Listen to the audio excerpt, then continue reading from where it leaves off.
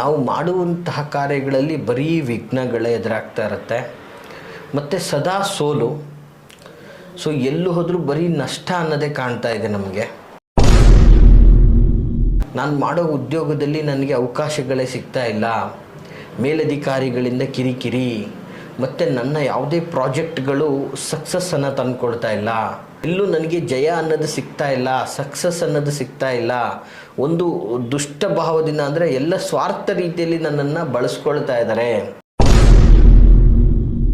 So ಹೀಗೆ ಆಗ್ತಾ ಇದ್ದರೆ ನಾನು ಇದ್ದದ್ದು ನಮ್ಮ ಹಿರಿಯರು ಮಾಡಿದ್ದನ್ನು ಕಳೆಯುವಂಥ ಪರಿಸ್ಥಿತಿ.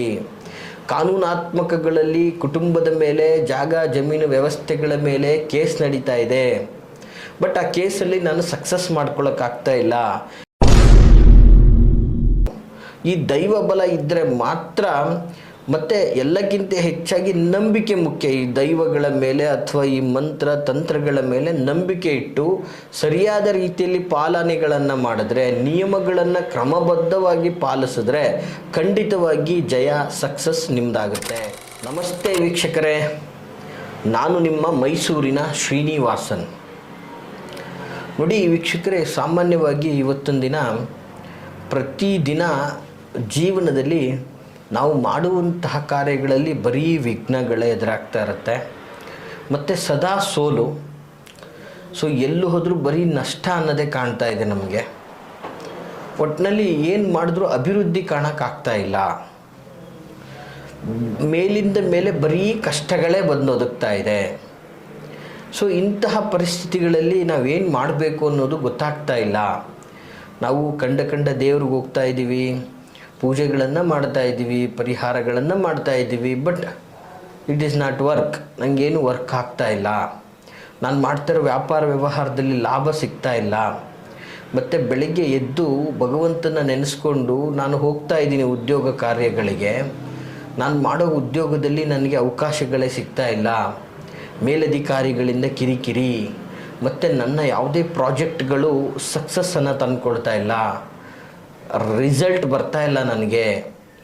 ನನಗಿಂತ ಕೆಳಗೆ ಬಂದಂಥವ್ರು, ನನ್ನ ಹತ್ರ ಸಜೆಷನ್ ತಗೊಂಡಂಥವ್ರು, ನಾನು ಕೊಡೋ ಮಾರ್ಗದರ್ಶನ ಬಳಸಿದಂಥವ್ರು ಇವತ್ತು ಕ್ಲಿಕ್ ಆಗ್ತಾ ಇದ್ದಾರೆ, ವರ್ಕ್ ಆಗ್ತಾ ಇದೆ, ನಮಗಾಗ್ತಾ ಇಲ್ಲ.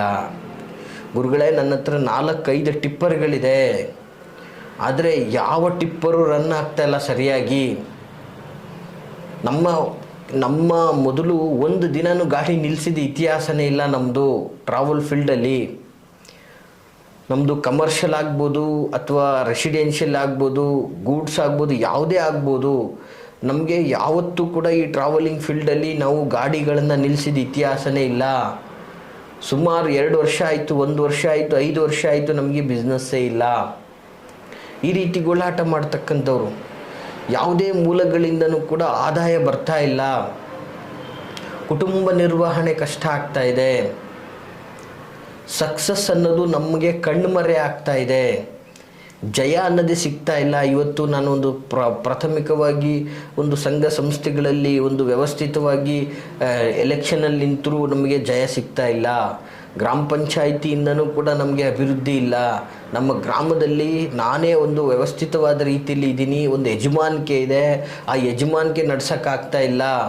ಅದು ಎಲ್ಲ ಮುಂದೆ ಹೌದೌದು ಅಂತಾರೆ, ಹಿಂದೆ ನನಗೆ ಒಂದು ಜಯ ಅನ್ನತಕ್ಕಂಥದ್ದು ಸಿಗ್ತಾ ಇಲ್ಲ. ಹಾಗೆ ಯಾವುದೇ ಒಂದು ರಾಜಕೀಯ ಕ್ಷೇತ್ರದಲ್ಲಿ ನಾನು ಮುಂದುವರೆಯೋಕ್ಕಾಗ್ತಾ ಇಲ್ಲ, ಎಲ್ಲೂ ನನಗೆ ಜಯ ಅನ್ನೋದು ಸಿಗ್ತಾ ಇಲ್ಲ, ಸಕ್ಸಸ್ ಅನ್ನೋದು ಸಿಗ್ತಾ ಇಲ್ಲ.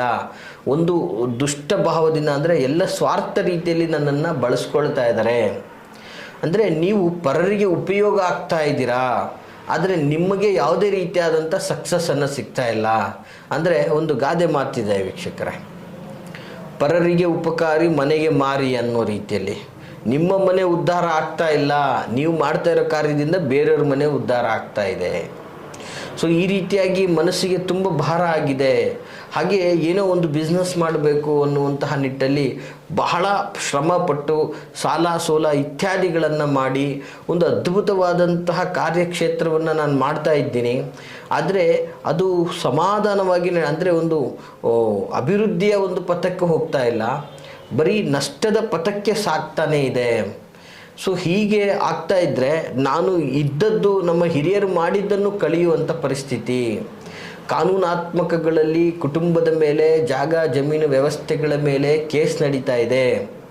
ಬಟ್ ಆ ಕೇಸಲ್ಲಿ ನಾನು ಸಕ್ಸಸ್ ಮಾಡ್ಕೊಳ್ಳೋಕ್ಕಾಗ್ತಾ ಇಲ್ಲ. ಯಾವ ಕೇಸು ನನ್ನ ಪರವಾಗಿ ಇಲ್ಲ, ಎಲ್ಲ ಬರೀ ಮುಂದೋಡ್ತಾ ಇದೆ, ಶೀಘ್ರವಾಗಿ ಮುಗಿತಾನೂ ಇಲ್ಲ.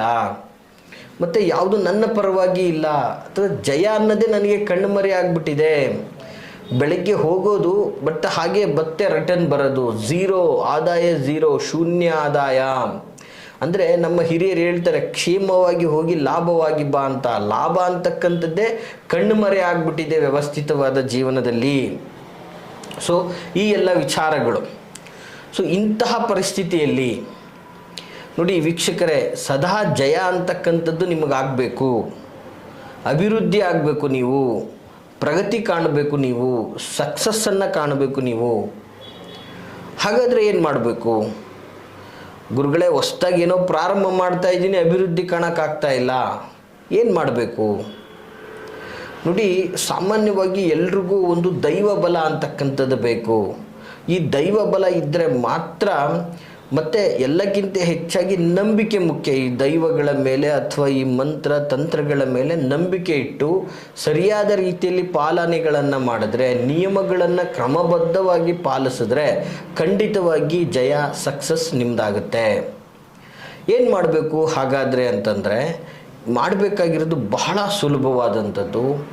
ಎವ್ರಿ ಡೇ ನಿಮ್ಮ ಶಕ್ತಿ ಅನುಸಾರ ಬೆಳಗ್ಗೆ ಎದ್ದು 11 ಸಾರಿ ನೀವು ಡ್ಯೂಟಿಗೆ ಅಥವಾ ಕೆಲಸಕ್ಕೆ ಅಥವಾ ಮತ್ತೊಂದು ಹೋಗ್ಬೇಕಾದ್ರೆ 11 ಸಾರಿ, ಸಂಜೆ ಒಂದು 11 ಸಾರಿ, ಬಹಳ ಅದ್ಭುತವಾಗಿ 11 ಬೆಳಗ್ಗೆ 11 ಸಲ, ಸಂಜೆ 11 ಸಲ ಈ ಮಂತ್ರವನ್ನು ಹೇಳಿ ಸಾಕು. ಬಹಳ ವಿಶೇಷವಾದಂಥ ಮಂತ್ರ. ಏನು ಗುರುಗಳೇ, ಮಂತ್ರದಿಂದ ಇವೆಲ್ಲ ಸಾಧ್ಯನಾ ಅಂತ ಹೇಳ್ಬೋದು. ನೋಡಿ, ಮಂತ್ರಕ್ಕೆ ಇತಿಹಾಸಗಳಿದೆ. ಮಂತ್ರದಿಂದ ಪ್ರತಿಯೊಂದು ಕೂಡ ಸಾಧನೆ ಮಾಡ್ಬೋದು. ಆದರೆ ಶ್ರದ್ಧಾ ಭಕ್ತಿ, ನೀವು ಹೇಳುವಂತಹ ಒಂದು ರೀತಿ, ಏನೋ ಹೇಳ್ತೀನಿ, ಏನೋ ಮಾಡಬೇಕು ಅಂತ ನೀವು ಮಾಡಿದ್ರೆ ಯಾವುದೂ ಕೂಡ ನಿಮಗೆ ಸಿದ್ಧಿ ಆಗಲ್ಲ, ಯಾವುದೂ ಕೂಡ ನಿಮಗೆ ಲಾಭ ತಂದು ಕೊಡಲ್ಲ, ಯಾವುದೂ ಕೂಡ ನಿಮಗೆ ಜಯವನ್ನು ತಂದು ಕೊಡೋದಿಲ್ಲ. ಸೊ ನೀವು ಮಾಡುವಂತಹ ರೀತಿಯಲ್ಲಿ ಶ್ರದ್ಧೆ ಇರಬೇಕು, ಭಕ್ತಿ ಇರಬೇಕು, ಮತ್ತು ಇದರಿಂದ ನನಗೆ ಒಳ್ಳೆಯದಾಗ್ತದೆ ಅನ್ನೋ ಪ್ರಬಲವಾದಂತಹ ನಂಬಿಕೆ ಇರಬೇಕು. ಸೊ ಈ ಎಲ್ಲ ವ್ಯವಸ್ಥಿತವಾದ ರೀತಿಯಲ್ಲಿ ನೀವು ಹೋಗಿದ್ದೆ ಆದರೆ ಖಂಡಿತವಾಗಿ ನಿಮಗೆ ಒಳ್ಳೆಯದಾಗ್ತದೆ. ಏನಪ್ಪ ಮಂತ್ರ ಅದು ಅನ್ನುವಂಥದ್ದಾದರೆ ದಯಮಾಡಿ ನೋಟ್ ಮಾಡ್ಕೊಳ್ಳಿ ವೀಕ್ಷಕರೇ. ಬಹಳ ಸರಳ ಅಂದರೆ ಸರಳವಾದಂತಹ ಮಂತ್ರ ಸ್ವರೂಪ ಇದಾಗಿರ್ತದೆ. ವೀಕ್ಷಕರೇ, ಸರಿಯಾದ ರೀತಿಯಲ್ಲಿ ನೋಟ್ ಮಾಡ್ಕೊಳ್ಳಿ. ಮಂತ್ರ ಸ್ವರೂಪ ಹೀಗಿರ್ತಕ್ಕಂಥದ್ದು: ಓಂ ಗಂ ಗಣಪತಯೇ ನಮಃ, ಓಂ ಹ್ರೀಂ ವಾಣಿ ಹಿರಣ್ಯಾಯ ನಮಃ, ಓಂ ಕ್ಲೀಂ ರತಿಮನ್ಮತಾಯ ನಮಃ, ಓಂ ಶ್ರೀಂ ಲಕ್ಷ್ಮೀನಾರಾಯಣಾಯ ನಮಃ, ಓಂ ಅಂ ಅಂಗಾರಕಾಯ ನಮಃ. ನೋಡಿ ವೀಕ್ಷಕರೇ, ಸುಲಭವಾದಂತಹ ಒಂದು ಮಂತ್ರ ಸ್ವರೂಪ ಇದು. ನಿಮಗೋಸ್ಕರ ಮತ್ತೊಂದು ಸಲ ಹೇಳ್ತಾ ಇದ್ದೀನಿ, ನೋಟ್ ಮಾಡ್ಕೊಳ್ಳಿ. ಓಂ ಗಂ ಗಣಪತಯೇ ನಮಃ, ಓಂ ಹ್ರೀಂ ವಾಣಿ ಹಿರಣ್ಯಗರ್ಭಾಯ ನಮಃ, ಓಂ ಕ್ಲೀಂ ರತಿಮನ್ಮತಾಯ ನಮಃ, ಓಂ ಶ್ರೀಂ ಲಕ್ಷ್ಮೀನಾರಾಯಣಾಯ ನಮಃ, ಓಂ ಅಂ ಅಂಗಾರಕಾಯ ನಮಃ. ಈ ಮಂತ್ರವನ್ನು ಬೆಳಿಗ್ಗೆ 11 ಸಾರಿ, ಸಾಯಂಕಾಲ 11 ಸಾರಿ ನಿತ್ಯ ಪಠನೆ ಮಾಡ್ತಾ ಬನ್ನಿ. ನಿಮ್ಮ ಕಷ್ಟ ಕಳೆಯೋವರೆಗೂ ಕೂಡ ನೀವು ಪಠನೆ ಮಾಡ್ಕೊಂಬನ್ನಿ. ಇದರಿಂದ ನಿಮ್ಮ ಸಕಲ ಕಷ್ಟಗಳು ಕೂಡ ಕಳೆಯುತ್ತೆ. ಬಹಳ ಪವರ್ಫುಲ್ಲಾದಂತಹ ಒಂದು ಮಂತ್ರ ಸ್ವರೂಪ ಇದಾಗಿರ್ತದೆ ವೀಕ್ಷಕರೇ. ಇದನ್ನು ಕರೆಕ್ಟಾಗಿ ಶ್ರದ್ಧಾ ಭಕ್ತಿಯಿಂದ ಮಾಡ್ಕೊಂಡು ಬನ್ನಿ. ಖಂಡಿತವಾಗಿ ನಿಮ್ಮ ಸಂಪೂರ್ಣ ಕಷ್ಟ ನಾಶವಾಗ್ತದೆ. ಸಂಪೂರ್ಣವಾಗಿ ನಿಮ್ಮ ಕಷ್ಟಗಳು ನಿಮ್ಮ ಹತ್ರನೇ ಸುಳಿಯುವಂತಹ ರೀತಿಯಲ್ಲಿ ಇರೋದಿಲ್ಲ. ಅದ್ಭುತವಾಗಿ ಅಭಿವೃದ್ಧಿಯನ್ನು ಕಾಣ್ಬೋದು ಅಂತ ಹೇಳಕ್ಕೆ ಇಷ್ಟಪಡ್ತೀನಿ. ಈ ಮಾಹಿತಿ ಯಾರಿಗೆಲ್ಲ ಇಷ್ಟವಾಗ್ತದೆ ಲೈಕ್ ಮಾಡಿ. ಹಾಗೆ ಯಾರೆಲ್ಲ ಕಷ್ಟದಲ್ಲಿದ್ದಾರೆ ಅವ್ರಿಗೆ ತಪ್ಪದೆ ಈ ಒಂದು ಮಾಹಿತಿಯನ್ನು ಶೇರ್ ಮಾಡಿ ಅಂತ ಹೇಳ್ತಾ ಎಲ್ರಿಗೂ ಶುಭವಾಗಲಿ. ಹಾಗೆ ನಿಮ್ಮ ಯಾವುದೇ ಥರದ ಒಂದು ವೈಯಕ್ತಿಕ ಮಾಹಿತಿಗಳನ್ನು, ವೈಯಕ್ತಿಕ ವಿಚಾರಗಳನ್ನು ನಮ್ಮೊಟ್ಟಿಗೆ ಸಮಾಲೋಚನೆ ಮಾಡಿ ಮುಕ್ತವಾಗಿ ಪರಿಹಾರವನ್ನು ಕಂಡುಕೋಬಹುದು ಅಂತ ಆದರೆ ವಿಡಿಯೋದಲ್ಲಿ ಕಾಣ್ತಾ ಇರತಕ್ಕಂತಹ ಸಂಖ್ಯೆಗೆ ಕರೆ ಮಾಡಿ ಅಂತ ಹೇಳ್ತಾ ಎಲ್ರಿಗೂ ಶುಭವಾಗಲಿ. ನಮಸ್ಕಾರ.